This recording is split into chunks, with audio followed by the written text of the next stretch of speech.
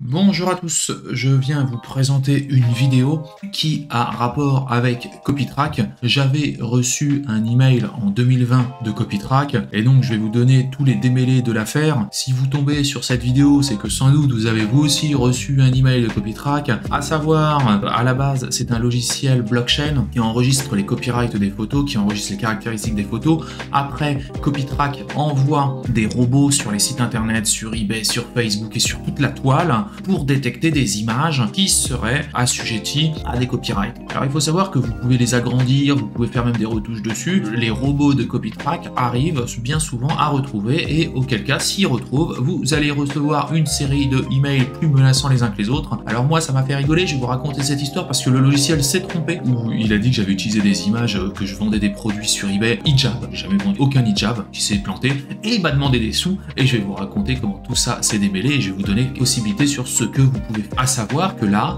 mon dossier personnellement n'est pas classé. Je devrais toujours payer cette somme sur des images que je n'ai jamais utilisées. Vous avez deux possibilités avec Copytrack. Soit le robot vous trouve, il envoie une alerte au détenteur de l'image et le détenteur de l'image dit est-ce que le robot s'est trompé ou est-ce que le robot ne s'est pas trompé. La personne qui recherche des images peut rechercher manuellement, c'est-à-dire si elle voit votre image quelque part, elle va insérer le lien dans Copytrack et Copytrack va s'occuper finalement d'une mise en litige automatique et va vous envoyer un email. Bien entendu, il faut que votre site et que votre compte, que ce soit votre site internet, Facebook ou tout ça, il faut que vous puissiez être retrouvé. Si vous êtes complètement anonyme, c'est clair que votre Copytrack vous emmerdera jamais. Là, il vous dit clairement en anglais qu'ils ont trouvé une photo, à savoir, moi, ça serait la société et que j'aurais utilisé ces images sans son autorisation. Ça date depuis 2019, vous avez toute une procédure, email vraiment menaçant qui vous explique que vous allez devoir payer des tonnes et des tonnes d'argent si vous ne payez pas. Et donc en fait ce qu'il vous propose, c'est tout simplement, pour moi, pour ma part, de payer 503,06 € pour une image que je n'ai jamais utilisée. Ensuite ils me disent, ils vous donnent une date, avant le 16 décembre 2020, vous allez devoir payer. Vous avez donc un numéro, un case ID, là, ce numéro-là, vous le rentrez dans portal.copytrack.com, c'est donc l'image que j'aurais piquée sur eBay. Vous pouvez voir do you have a valid license. En fait, il vous propose pas de dire s'il y a une erreur. Vous pouvez mettre no. Vous pouvez cliquer sur next et sur next, il va vous proposer de payer directement par carte bancaire. Bien entendu, il y a des gens qui vont le faire, il y a des gens qui vont pas le faire. Si vous ne faites pas le paiement, vous allez recevoir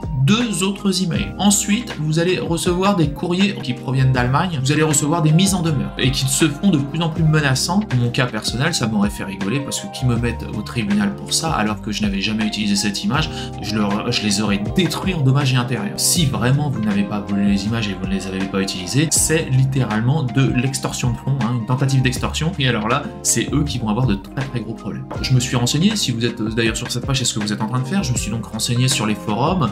Beaucoup de gens ont conseillé de ne pas payer. De toute façon, moi, bien entendu, je n'allais pas payer. Mais si vous aviez vraiment piqué l'image ou quoi que ce soit, deviez-vous vraiment payer cela? Alors, déjà, il faut savoir qu'en termes d'image, en termes de copyright, vous avez tout un tas de trucs. Il y a certaines images qui ne peuvent pas être soumises à copyright. Donc, vous croyez que les webmasters mettent toutes leurs images sur Copytrack et tout, mais renseignez-vous bien sur les lois parce qu'il y a certaines images qui ne rentrent pas dans le droit de la contrefaçon. Faut savoir, moi personnellement, je n'ai jamais répondu à Copytrack et à un moment ça s'est arrêté. C'est-à-dire ils m'ont envoyé 3 courriers, je crois, et il y a un moment où ça s'est arrêté. Il n'y a plus rien eu.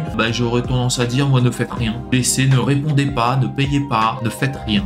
Si vraiment vous aviez pris les images de quelqu'un et qu'il y avait un problème, bien entendu, supprimez-la tout de suite. C'est la première chose à faire si vous recevez un email de Copytrack. Supprimez l'image que vous avez utilisée qui est en délit, tout simplement. Et après, advienne que pourra. Si vraiment vous êtes coupable de quelque chose, vous pouvez directement, vous allez avoir l'image, le lien de l'image d'origine. Essayez de contacter la personne à qui vous avez pris l'image et de régler ça avec elle pour qu'elle supprime le litige. Après, on dirait que vous avez aussi des professionnels de Copytrack, dans le sens où vous avez des gens qui mettent plein d'images, quand même qui ne sont pas les leurs, et qui vont demander des dommages et intérêts à tout le monde. Et il y a des gens qui tombent dans le panneau, c'est-à-dire le mec, ça va même pas être son image, un panneau, il va payer une redevance à la personne, parce que c'est très menaçant.